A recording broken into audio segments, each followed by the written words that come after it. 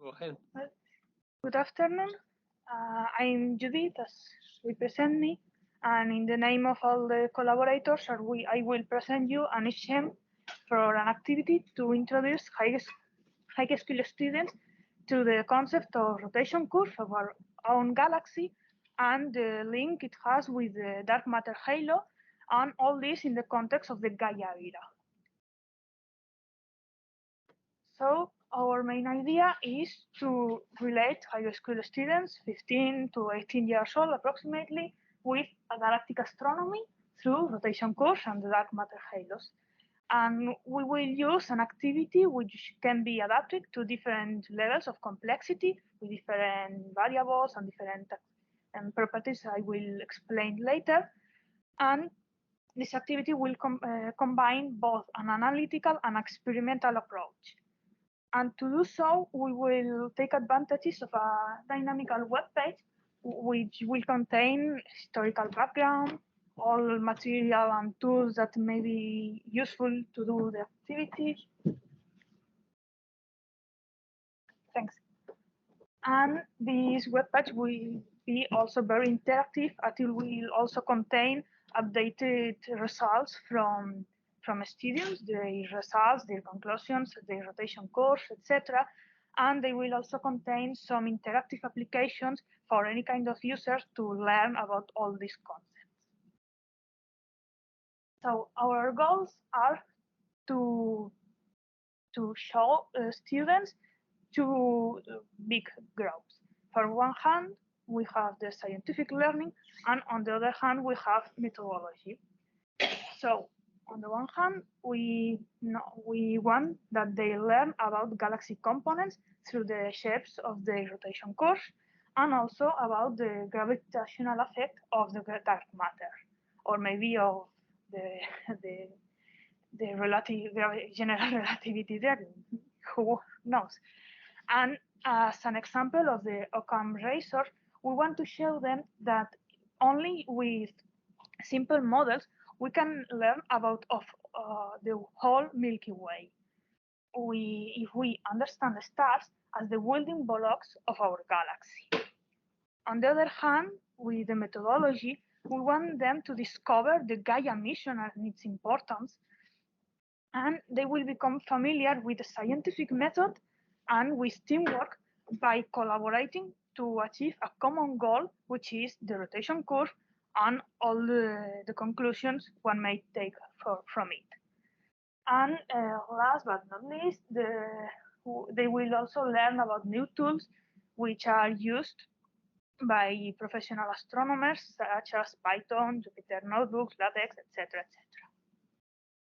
But in addition to all this experience, we want to introduce them to some female references, such as, just a little example, Henrietta Leavitt and their discovery to study the distance to the stars, or obviously Vera Rubin, without whom maybe this activity may not exist. So from the analytical point of view, we want to model our galaxy with different components, and just as, for example, the disk, the dark matter halo, the bulge, etc. And linking each component with different density profiles, such as Astro, Navarro-Frankenweight, and exponential disk-like, etc. We will, with just Newton laws, compute the rotation curve of each component, and then combine all of them to model the full galaxy. This could be some content about the physical concepts, the assumption we use for in the activity, or this interactive tool will also be available on our webpage to visualize all the rotation curves that we are modeling with different masses, with different parameters. And with a second step, this interactive tool will allow to feed the data. Which data? That of the empirical part. Because students will use real data from Gaia to compute this empirical rotation curve, but this is not the same what we can see and what we need in this case. On the one hand, we would use the Gaia astrometry to obtain the distances to the stars with using different tracers. Cepheid, they may not need so powerful the parallax, but in any case, also red giants, the younger OB stars, etc. Because each different tracers has different properties which are known thanks to stellar physics. And on the other hand, we want to know the dynamics of the Milky Way through the kinematic of the star.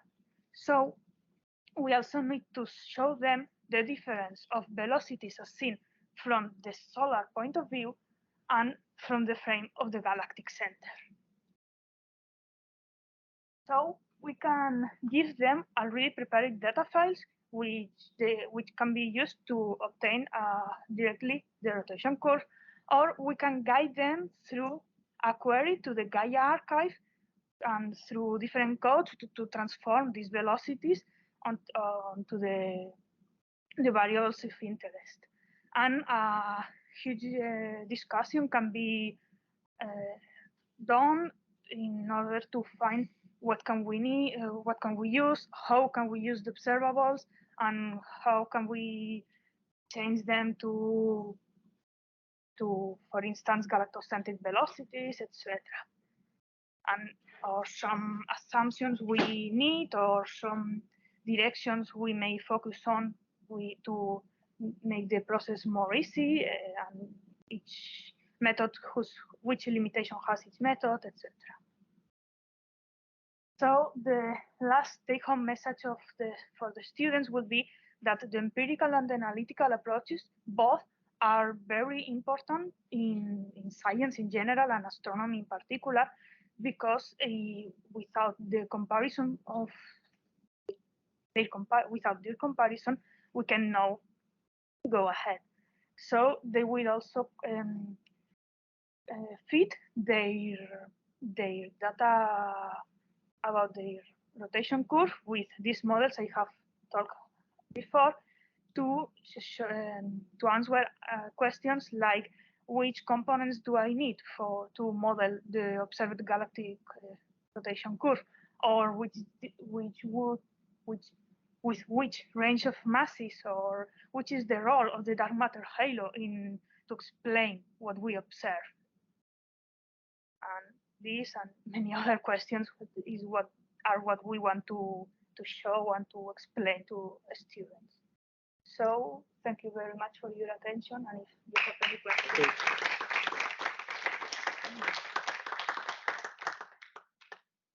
Any questions, comments about this work?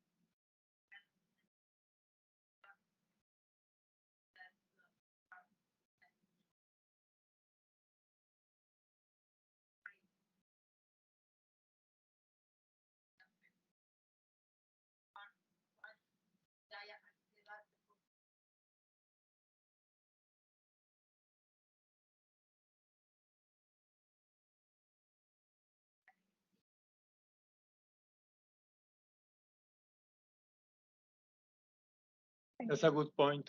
Don't believe data unless it's backed by a model, right? Somebody else? Yes. Line is not only for high school students, but also students in the first years of their bachelor. So, for example, first and second years, students, university students. Yes, maybe our idea. This is just a seed, so this is just a scheme of our idea. So it may be easily adapted with maybe some high degree concepts, or maybe introducing the parallaxes or something like that. So yes, it will be easily adapted, and it's very flexible. So we can, the range of ages is just an idea, but a very basic idea that can be widened. Yep. Somebody else? Okay, thank you. Thank you.